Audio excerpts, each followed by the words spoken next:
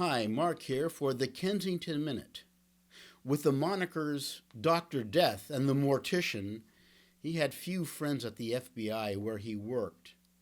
Some agents certainly respected his technical ability with computers, a real computer whiz, and he was way ahead of his time.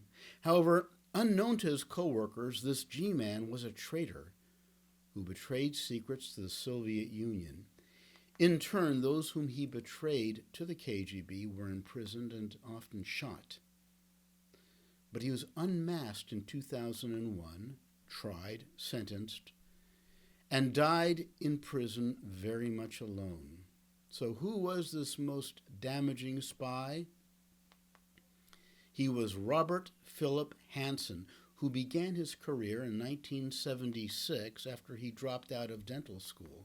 He began to spy for the Soviets in 1985, and he had a perfect cover because he held key counterintelligence positions. This gave him access to biographical information on Soviet assets in the United States and other highly classified information. Why did he spy? As with other traitors such as Aldrich Ames, there were several factors. First, he felt that he needed money to cater to his wife's needs. His wife was largely a stay-at-home mom. She wanted to educate her children in Catholic schools, which became expensive. However, his decision to spy for the Soviets was not entirely driven by financial needs. He enjoyed the cat-and-mouse game, as did Ames. He saw himself as smarter and better than others, particularly better than other FBI agents. Also, he had a very fractured personality with perverse sexual proclivities. He filmed himself having sex with his wife and shared these pictures. He invited his friend to surreptitiously watch him copulate with his wife.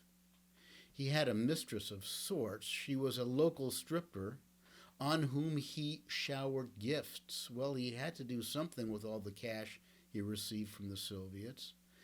But even with his stripper mistress, Hanssen's behavior was unconventional.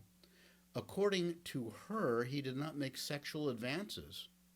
Well, isn't that the purpose of a mistress? I wouldn't know. The FBI caught on to him. Hanssen, or Ramon Garcia, which was his self-appointed code name, had received $1.4 million in cash and diamonds.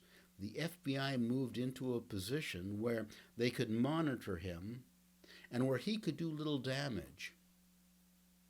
The FBI was angry and energized. One of their own was a great betrayer. Then they caught him in the act.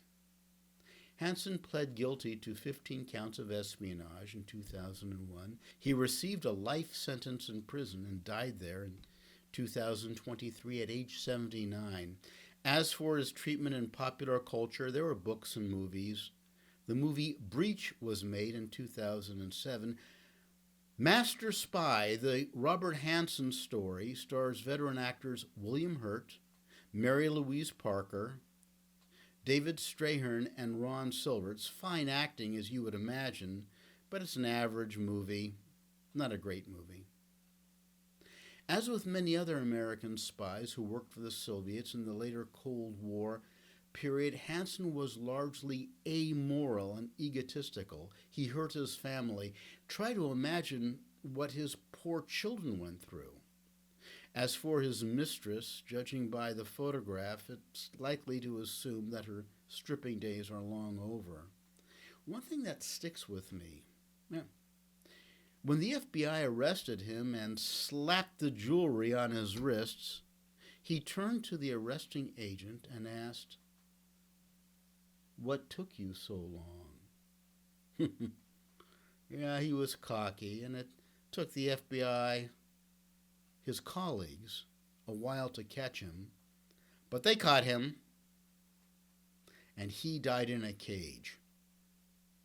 This Kensington Minute does not represent the official position of the United States government. Take the Kensington Challenge. There are questions about Hanssen on that. Let's see how you do. Out here.